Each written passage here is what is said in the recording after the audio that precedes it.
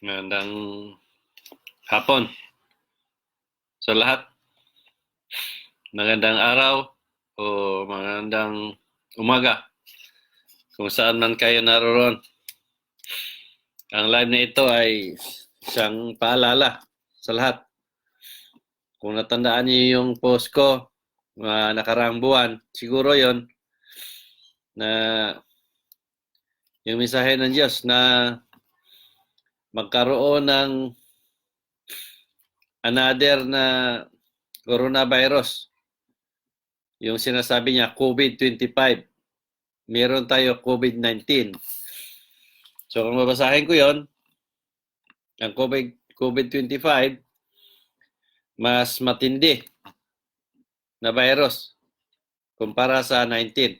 Kung ang 19, maraming namatay, mabilis kumalat, imagine ninyo kung gaano rin ka lupit itong sinasabing 25 na virus. So ngayon, paalala ko sa inyo, huwag kayong maging kampante, lalo na nilip up na yung lockdown. Mag-umpisa na yan na kumalat na naman uli. Kung nakita niyo yung bagong virus na mga bata ang tinatamaan na dahil nga sa coronavirus, mas matindi ang mga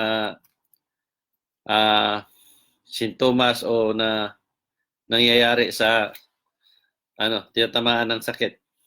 Kaya kayo mga adik sa simba, sige, patuloy lang ninyo.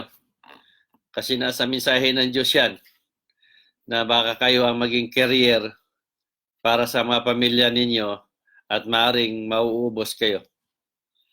Ito, matagal ko nang sinabi ito palagi na sinasabi ng Diyos na nag-uumpisa na ako. Yung sinasabi niya, alisan ko sila ng kalimbang. Yun yung sinabi ko sa inyo sa live na ang mga pare ninyo ay mga matay na. Sino ang magpakalimbang ng kampana? Mga pare ninyo. Kaya yun yung mga pare ninyo na matay na. Sa Italy, ang dami. Kaya sa Pilipinas, ang mga pare ninyo, mga duwarog. Tatago sila. Kaya takot sila makatulad sa Italy. Kaya dito ninyo makikita yung post ko na may trahedya, matinding trahedya na dumating. Yung sinasabi ng Diyos na ipagsabay ko ang mga trahedya. Tingnan niyo ang mga trahedya. Kung hindi ba naglabasan. Yung post ko na may matinding bagyo na manalasa. Ayun. Tapos mabasa ko sa mga nagkomento. Ipag-pray natin ang Samar.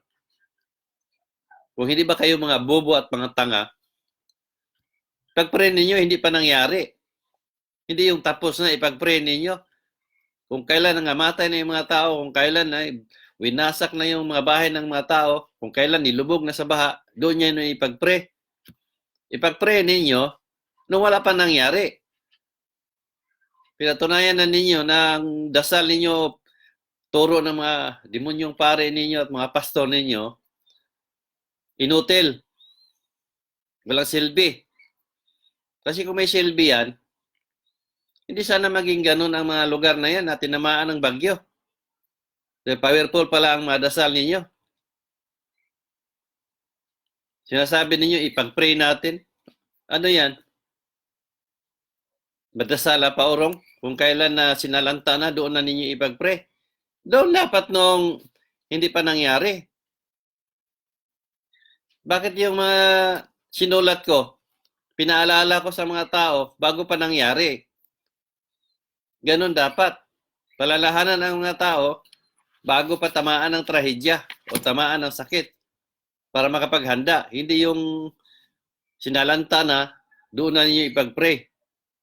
Kung hindi ba mga baliktad ang utak ng mga pare ninyo. Tingnan mo yung sinasabi ng Diyos na sa panahon ng COVID, Maraming magpakamatay. O, nung pinost ko yan, wala pang nagpakamatay noon. Lumipas isang linggo, marami nang nagpakamatay. Sandali lang. Hello. Oo, sige, sige, sige. Nag-live ako. Oh. Ayun. Pagka after ng 1 week, maraming nagpakamatay. Tapos sasabihin ninyo, nauna sila, nagpakamatay. Wala pang nagpakamatay, iho, iha. Sinulat ko na yan. Yung hindi pa nanalasa ang COVID sa Pilipinas, sinabi ko na yan. Yung sinasabi ko na magkaroon ng COVID na number 2, susunod, wala pa yang lumabas sa balita sa Wuhan o saan man. Yung sinasabi ko na ang COVID na yan, magpatuloy yan. Wala pang balita. Ngayon, lumabas na lang balita. Ngayong bago. Na itong COVID na ito, hindi basta-basta matatapos. Nasaan na yung bata na sinishare-share ninyo nang sasabi na ang COVID na yan matatapos ng June. End of June. Nasaan na? Sinishare ninyo. Hindi naman natatapos eh. Lalo pang lumala. Kung hindi ba kayo mga bobo at tanga, kaya nagsishare kayo kasi naniwala kayo, nasaan na yon? Napatuloy naman ang mga umaakyat ang sakit o nanalasa ang COVID na yan. Kayo rin nagpapatunay na pinaniwalaan ninyo ay inutil.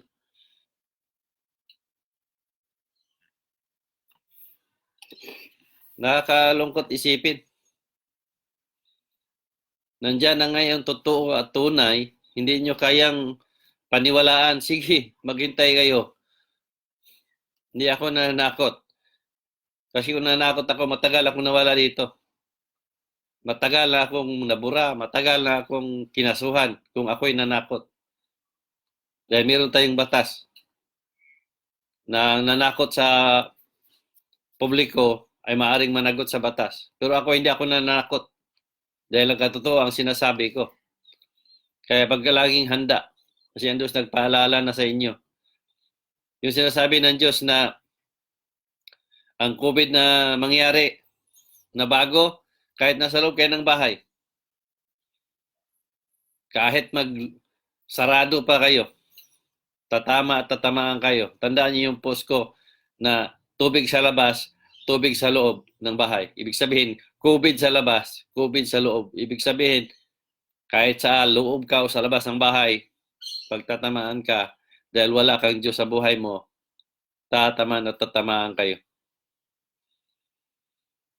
Tingnan niyo ako, umuwi ng Pilipinas, COVID kabilaan, sakay ako ng aeroplano, ubo doon, ubo dito, kahit saan, puro ubo, sipon. Hanggang bumalik ako dito. Kawa ng Diyos. Hindi pa nga alam nila sa Pilipinas nang gamot ako ng mga lagnat, ubo, o matawag nating sintomas ng COVID. Hanggang dumating ako dito sa quarantine ko, araw-araw nang gamot ako ng sipon, ubo, o sintomas ng COVID. Silang lahat gumaling. Diyan yung makikita kung gaano ako katotoo at gaano katunay. Kahit pagbalik ko dito sa Australia, bago pa nangyari, sinabi na ng Diyos, pati ang room number, lahat ng room na nandoon. Nandoon lahat ng room number. Pati yung room na pinasukan ko, wala pa akong ticket. May room number na ako. Pagdating doon sa hotel, may room number na ako. Saan kayo maghanap nun? Ito ay hindi biro yan. Patunay yan. Nakausap ko ang Diyos. Pero kayo, hindi nyo kayang paniwalaan. Sige, biro-biroin ninyo ang sakit na yan. Dahil hindi lang yan. Marami pang darating. Dahil malinaw sinasabi ng Diyos. sa mga hindi naniwala sa iyo na ginamit ang kasangkapan niwala sa akin ni Jesus Christ, marami ang darating sa kanila. Yung mga nagsasabi sa iyo ng masasakit, kung bahala sa kanila at maraming darating. Tingnan niyo sa Middle East, ang daming nangamatayang Pilipino. Sino ang unang mangutya sa akin? Di kahit hindi ng salita ko. Meron akong mga English din. Sa looban ng 10 taon kong ginawa ito, imposibleng walang nakakaalam. Sa mga ginamot ko, kahit saang sulok. Kahit sa Pilipinas, kahit saang sulok sa Pilipinas. Kahit saang bansa. Ibig sabihin, ang pangalan ko ay kalat na. Pero hindi nga lang maraming nag-share kasi mga silence reader ng iba. Takot sila mag-share. Bakit? Takot. Kasi natakot kayo sa mga pare at pastor ninyo. Kinakahiya ninyo ang Diyos. Takot kayong pagalitan ng mga pare at pastor ninyo. Takot kayong tanggalin sa simbahan ninyo. Pero sige lang. Dahil may kalaban kayo. Sakit lang pala ang kailangan para matigil ang pagsimba ninyo.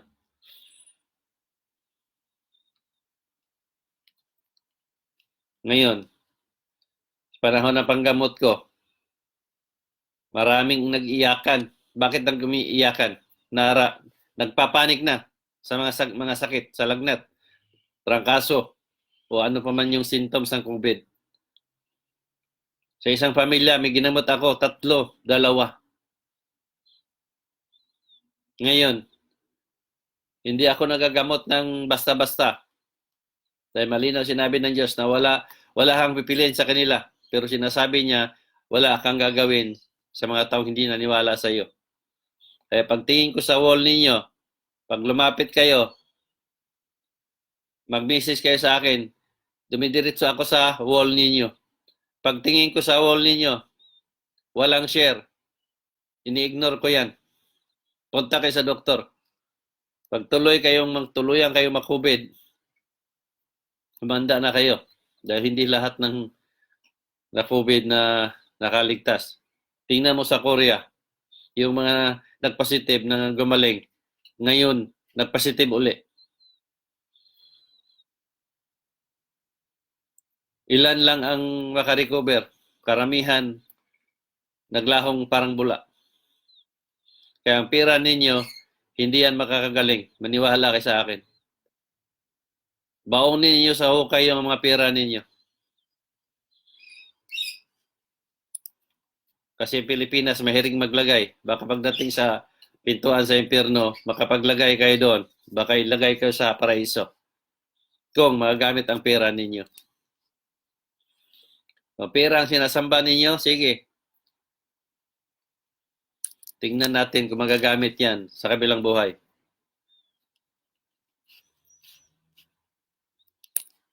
Hindi ako namimilit na maniwala kayo. Ang lagi ko sinasabi, unawain, intindihin ang lahat. Dahil ang Diyos nagpaalala na.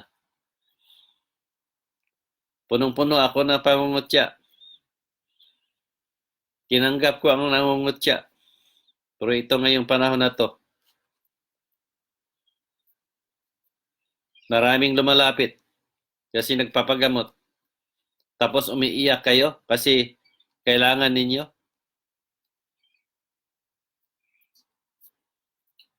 Meron ako mga ginamot na symptoms ng COVID. Binablock ko na. Nagumaling na may testimony na. Mga kamag-anak ko. Hanggang doon lang eh. Pagkatapos gamutin, hanggang doon lang. Hindi man nagbabago. So tanggalin ko. Marami sa inyo nakikiusap. Hindi na mabago yung pasya ko. Dahil kailangan ko ipagtanggol ang Diyos na gumawa ng himala sa tao. Malinaw sinabi ng Diyos, kung ano ang nasa isip mo, gawin mo. Ikaw ang masusunod. Alam ko na hindi biro ang ginampanan mong tungkulin. Kung nabasa niyo yung post na yun, na hindi basta-basta ang ginampanan ko at hindi ito biro. Kabilaan, obligasyon ko. Obligasyon ko sa taong naniniwala, sa mga taong kailangan ng namaligtas. Obligasyon ko sa pamilya ko. Obligasyon sa sarili ko. Sa trabaho ko. Pero ginampanan ko ito lahat. Mga iligtas lang kahit papaano. Pero nasa inyo yan. Kung paano niyo tanggapin ang katotohanan.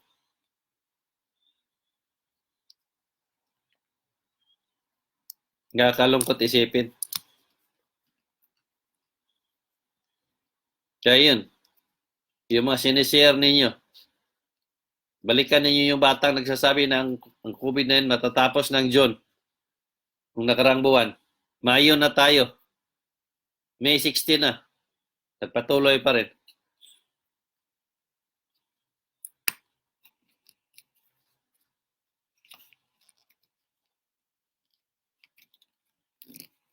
Kaya kayong mga maraming pira, sige. Kung akala ninyo, gumaling kayo yan sa COVID na yan. Tingnan mo yung matanda.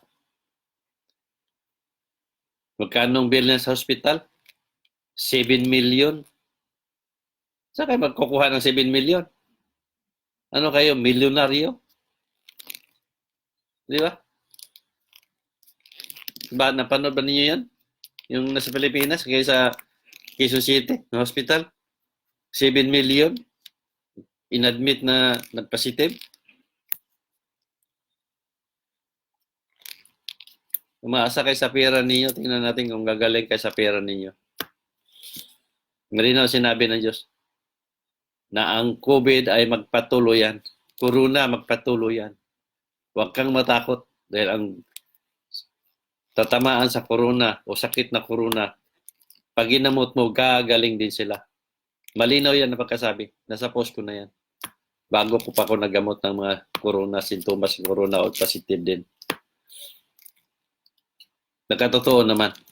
Tingnan nyo yung dating naging bahagi dito na sinasabi ko noong pa nagsishare. Nandoon siya sa quarantine. Nagkaroon siya ng symptom. Hindi niya pinaalam sa doktor at yak dadalhin siya. Ginamot ko. Gamot niya si Makoy. 38.9 ang lagnat. Habang nag-uusap kami, dahan-dahang bumaba. Saan kayo maghanap nun? Dahan-dahang bumaba. Hanggang pagkatapos na mag-uusap, nag-37.2.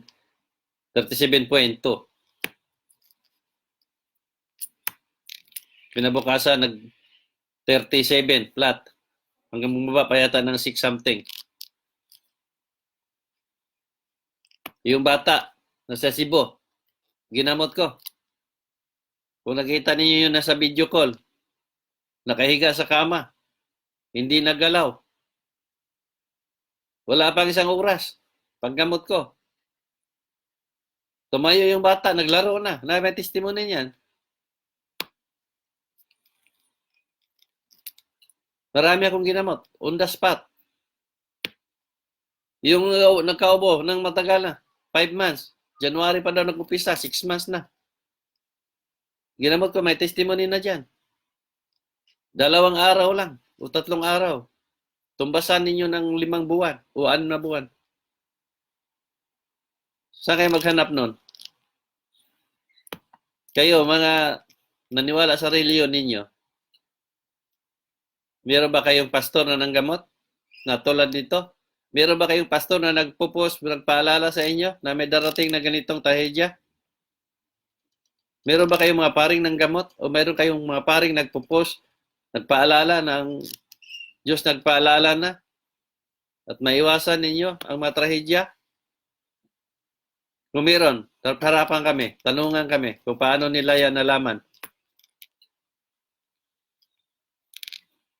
Kaya kayong mga adik sa simba, ano man ang reliyon ninyo, Gawin ninyo. Dahil nasa sinabi ng Diyos yan, na hindi lang iniisip na sila ang maging carrier sa mga pamilya nila.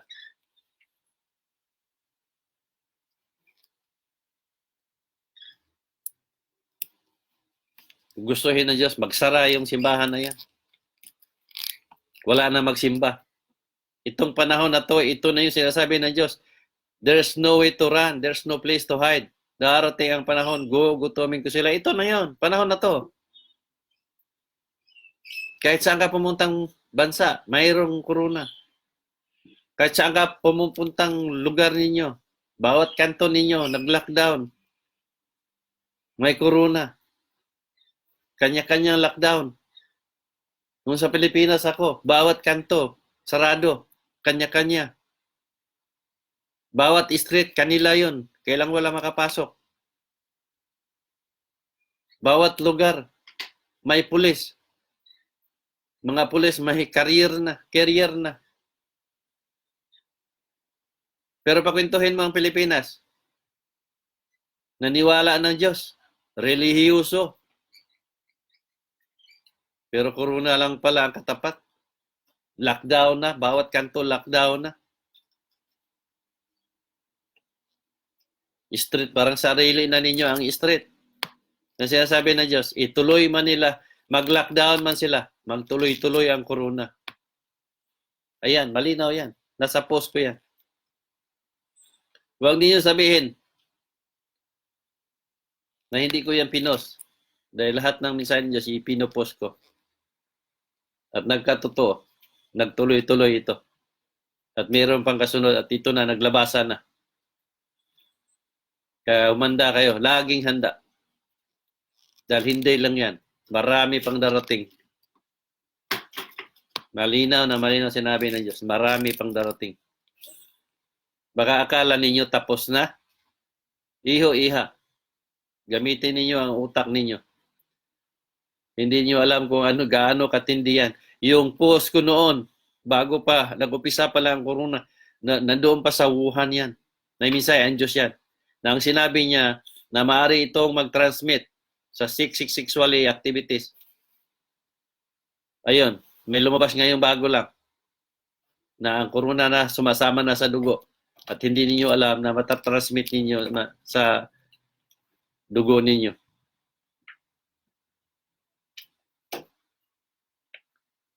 Hindi niyo alam na mayroong mga tao malakas ang immune system, malakas ang panglaban. Positive sila. Wala silang symptoms, pero meron na silang corona. Ngayon, kayong mga mahihina, pag kayo ang madapuan yan, kasi mahina ang immune system ninyo, bagsak kayo. Akala nyo tapos ang corona, hindi pa yan tapos. Dahil nakasama na yan sa dugo ng tao. Mayroong mga taong malakas ang immune system at hindi magkaroon ng sintomas. Pero carrier na siya. Kaya itong corona na ito, hindi ito basta-basta mawala. Maniwala kayo sa akin o hindi. Nasa mensahe ng Diyos yan. Na ang corona ay magpatuloy yan. Ngayon din sa balita, bago lang ang sinasabi. Na parang forever na itong corona. Maliban kung makagawa sila ng pangtapat, panglaban. Yung vaccine na yan. Ang vaccine, hindi basta-basta na bukas makalawa, nandyan na. Sunod buwan, nandyan na. Sunod taon, nandyan na. Swerte na lang kung makagawa tayo sa loob ng 1 taon o 2 taon dahil sa panibagong mga teknolohiya. Dahil karamihan sa mga gamot na yan, pinag-aaralan yan. Nung sa panahon pang lutik tayo, nasa mga 10 years pa. Palagay na lang natin ngayon, mga bagong teknolohiya na. Palagay na lang natin, makuha natin ng 2 years. Baka maubos muna ang tao bago mabuo ang vaccine. At alam niyo kung ang vaccine, hindi ako nag-aaral ng medicine o doktor. Pero matalino itong mga virus na ito o bakterya. Dahil nagbabago yan. Maaari nang hindi na rin tatalab o ma-recognize ng gamot na sa katawan ninyo. Dahil sa dami ng gamot na sa katawan natin, nag-away-away na. Kaya nandoon na yung cancer na naglabasa na sa bawat katawan natin. Kasubra ng mga nakakain nating puro chemicals na. Kaya ang vaccine na yan, baka maaring babaliwala din. Kaya kayo mga naniwala sa pera ninyo, akala ninyo makaligtas sa inyo ang pera, akala ninyo makapagaling sa inyo ang pera, kaya hindi kayo naniwala ng Diyos. Sinabi ng Diyos, Diyos lang ang makapagligtas. Walang sinabi ng Diyos na makapagligtas ang reliyon ninyo. Walang sinabi ng Diyos na makapagligtas ang pare ninyo. Walang sinabi ng Diyos na makapagligtas ang pera ninyo. Sinabi ng Diyos, Diyos lang makapagligtas ng bawat isa ayon sa paniniwala nila. At hindi sinasabi ng Diyos na maligtas kayo ayon sa paniniwala ng pare ninyo o paniniwala ng kapitbahay ninyo o sino man. Maligtas kayo ayon sa paniniwala niyo mismo. At ito yung paniniwala ko. Na maligtas tayo ayon sa paniniwala natin kung paano tayo nabubuhay. Kaya yung pare ninyo, kung totoo yan silang pinag-utusan, sabi nila na ipagdasal natin, wala dapat na trahedya, wala na dapat itong mga sakit na ito. Isang dasal lang nila, tapos na. Sa Wuhan pa lang nag-umpisa, isang dasal pa lang nila, tapos na. Hindi na kakalat pa sa kasikbit na lugar o sa neighborhood nila. Hindi na dapat aabot pa kung sang-sang bansa. Yung Pilipinas na tinatawag din yung religyosa kasi nandyan ang maraming relihiyon, nandyan ang maraming pare. Tingnan niyo yung Italy, nandoon yung Santo Papa ninyo. Bakit na maraming nangamatay? Ipagdasal ang Santo Papa ninyo, tapos na yun. Wala na, hindi na mga matay ang mga tao. Doon sa Amerika, ang daming mga pastor doon, ang maraming lalaking relihiyon doon. Nandoon yung turo ninyo na ipagdasal natin sila o kayo. Bakit daming nangamatay sa Amerika? Kung totoo ng dasal ninyo ay makapagaling, makapagbago, makapagligtas. Hanggang umabot na sa Pilipinas, nagkalat ang mga paring demonyo na yan. Mga pastor na demonyo na yan. Bakit nagpatuloy ang pagtaas yun sa Pilipinas? Kung totoong makapagligtas yan at makapagbago ng dami ng tao. Yung mga nandyan na nga, nag-lockdown na, walang matrabaho ang mga tao. Tingnan niyo yung sa DSWD. Tingnan niyo yung mga kapitan. Sumasakay sa korupsyon. Di ba? Nasaan na yung dasal ninyong tinaniwalaan ninyo? Nasaan na yung dasal ng mga pare ninyo at mga dasal ninyo mismo? Bakit naman itong mga nasa katungkulan? Wala nang kinakain yung mga tao. Yung ibibigay nila sa tao, kukurakutin pa nila. Dapat ipagdasal ninyo kung totoo yan, wala dapat yan. Di ba? Kung nag-iisip kayo ng tama, kung powerful talaga yung dasal ninyo, kayo nga mismo, hindi kayo nakapagbago eh. Sarili nga ninyo mismo. Hindi nyo kayang baguhin. Ipagdasal pa kaya ninyo yung kapwa ninyo? Ipagdasal pa kaya ninyo yung bansa na yan? Naniwala kayo sa turo ng pare at pastor ninyo na ipagdasal natin yung bansa na to. Ipagdasal natin yung mga taong ito. Yung sa Pilipinas nga mismo, hindi nila na pagdasal yung makurap na tao. Yung gobyerno natin, nagbabangayan. Saan yung dasal ninyo? Sige na, ipakita ninyo sa akin na powerful yan. Tingnan nyo si Duterte, nag-iisa. Gumawa ng kabutihan. Ang daming mga gumagawa pa ng katartaduhan. Ang dami ng ginawang mabuti. Minumura ninyo, presidente ninyo, na ang daming ginawang kabutihan para sa bayan o para sa bansa. Matino ba kayong mga tao na to? Ipagdasal ninyo yon, mga tao na yon, para maging matino. Di ba? Bakit hindi nangyari yon? Patunay yan na inutil ang dasal ninyo. Kung ako, presidente, isa lang solusyon yan. Martial law. Tingnan ko kung hindi magtago yung mga yan.